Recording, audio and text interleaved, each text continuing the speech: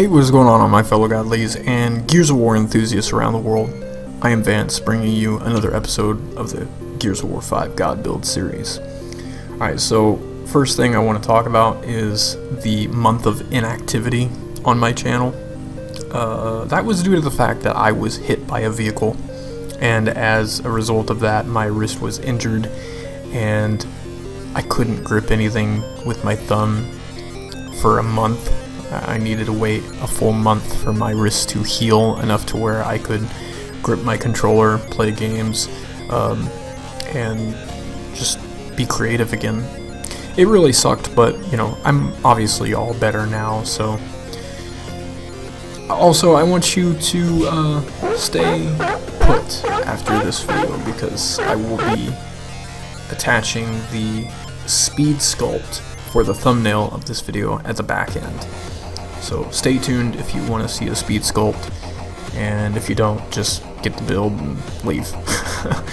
Alright, so let's get into it. The pilot is great at using the Silverback. However, using the Silverback comes at a cost, because you're going to need to crank mods into the Silverback to make it viable.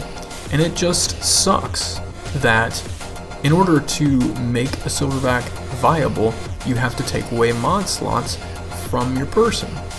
Your person happens to have some really good mods that will upgrade the pilot without the Silverback, and I will showcase that for the escape mode. But for Horde, unfortunately, we have to dedicate 3 mods to the Silverback, and I feel like that's a monumental waste. I feel like there's just a variety of ways that Coalition could fix this. They could use dual purpose mods, they could split the builds, they could make the Silverback default like it was in Gears of War 3, just stock Silverback. I mean, like, there's really kind of no need to customize a Silverback. I mean, there's just a variety of solutions that weren't taken into account here, and it sucks. We're gonna have to, we're basically gonna have to wait until Gears of War 6 for any of this to get better. So let's move into the build for the Silverback. So I have Silverback Salvo, which extends the duration of the Silverback being available, and all of these mods that I'm using today are one away from being maxed, so keep that in mind with the percentages that you see. They will increase. Aggressive armor. This makes it so when you're dealing damage, you get stim, and with the passive ability, damage you take slowly recharges your ultimate. You can kind of use these two elements of the build in tangent. You know, you will use your stim, so that way you can obviously take a few shots, and then that will decrease your cooldown, and then once the stim is popped, you generate more by shooting enemies and dealing damage, and it's just a vicious cycle. The bleeding Mulcher is here for obvious reasons. Mulcher is strong as hell, and you will bleed enemies out when you're doing a lot of damage to them. This works really, really well with the next mod that we're covering, which is Cold Finish. This is really good support for the team. I wish it was more crowd control. I wish that when you freeze one enemy, the effect would kind of bloom and spread to nearby enemies. That would be really cool. But it is extremely helpful when you're trying to mow down a boss, especially a matriarch. That is the best time to have an enemy frozen, is the matriarch, because you know, it used to be in Gears of War 3 that you could just damage a berserker outright, but now you have to hit it in the back, plus it just auto grabs you and finishes you. It's a lot of bullshit, honestly. I don't think that any enemy should have the ability to just grab you and kill you right off the bat. They should have to be able to charge you, or, you know, I'm just not for these grapples. I really wish that Gears of War 5, in terms of enemies, would return to the days of Gears of War 3, because I'm not for the new stuff that they've added, but you know, that we'll cover that in a different video. For the last mod that I'm using in this setup, I am using the healing munitions. Now this, I deem this as extremely necessary, especially if you're going to be playing like on master difficulty in the later waves of Horde. Holy Christ. You get into your Silverback and almost immediately it's destroyed. And I will never understand why you can't like fire while it's in the process of blowing up, but you can't. You're just waiting for it to blow up, and then it's just like worthless. So, I mean, it's just kind of like one of the downsides of playing as a pilot, having to sacrifice mods to a squishy exosuit whenever you get to the higher difficulties. But I mean, like, it really depends on how bad your situation is. If you're swarmed, you're gonna go down pretty quickly, but if you're not, then you have a lot of time to bust the entire map up, especially if you know what you're doing. I'm really not that great of a Silverback player, although I will say it's likely due to the fact that I changed my controllers up so that I could wall bounce better, and as a result I can't bunker down as a Silverback, and I also can't sprint. I don't know what's going on with the controls for this game. It really sucks. I mean, like, you have to modify your controls in order to wall bounce, which that's incredibly important to me, especially for escape, and as a result, I just can't do specific things. Like, I can't bunker down with the Silverback. It doesn't, like, none of the buttons on my controller seem to do that, so I'm gonna have to look into how you would do that on the keyboard. That way I can still do that. It's a mess. It really is. Like, the pilot class has got a variety of problems. Okay, so moving on to the escape setup, this is my preferred style of play. If I could just do without the Silverback, I would do that.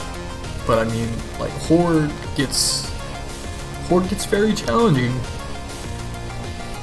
and you definitely need the extra damage that the Silverback will bring, and the extra tankiness, albeit the fact that Pilot is extremely tanky on its own. So, the Bleeding Vulture is here again, because damage, of course. This time we have Enforcer Expert, because the Pilot is absolutely lethal at close range with this. I mean, you might as well consider the Enforcer to be a shotgun, because, oh my god, Pilot's gonna punish enemies at close range with the Enforcer. Pick this weapon up if ever you get the chance, and you likely will get the chance, because not only do the DV units run around with it, but the Locust will also run around with it too. So your work is really cut out for you, because these weapons drop like candy in Escape, and that's going to be your go-to weapon. Cold Finish is also present here. It just helps whenever you're running through. I mean, I don't know what else to say about it. Again, I wish that there was a bloom type of effect, so that way you can affect more than one enemy, but it is what it is. The aggressive armor, again, this is present because it's just going to make you tankier. You know, normally we would use this in Horde to get our cooldown, but with this, it's really just because it makes you tankier. You know, it's the difference between going down in the higher difficulties from a sniper shot and not. So you can eat a sniper shot as long as you've got the stim, but if you don't have the stim, normal classes are just going to go down.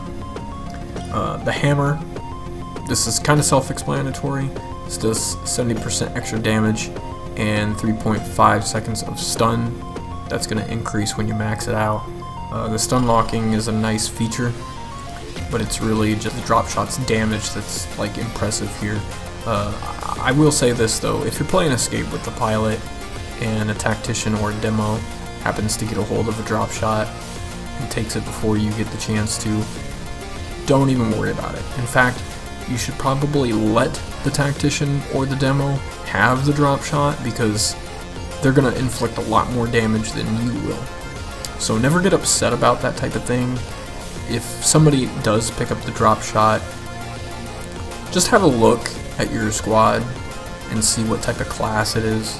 If it's anything other than a demo or a tactician, you probably need to yell at that person and be like, yo, that's my weapon. Like, give me that weapon. I mean, certain classes need certain weapons, obviously. So, the dropshot is definitely a viable method of defense, but I would also say that the enforcer is pretty strong too, so don't sleep on that. I think that's pretty much it for this video. There's nothing really else to talk about. I think that I covered it all. I didn't personally have a lot of fun with this class, but I was impressed at just how tanky it is. I mean, it can really get up close and personal with the enemies, sort of similar to how the shotgun classes can, and that just blew me away. I wasn't suspecting that at all. I mean, you can't sleep on this class. It's really, really good.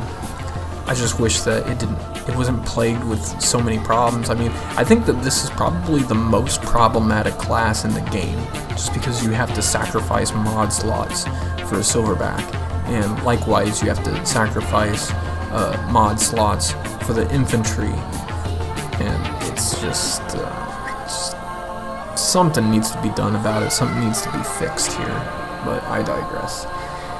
If you like this video and you learned something from it, it always helps if you smash that like button. Comment, share, subscribe, do everything I always encourage you to do. And until next time, this has been Vance signing off. Peace.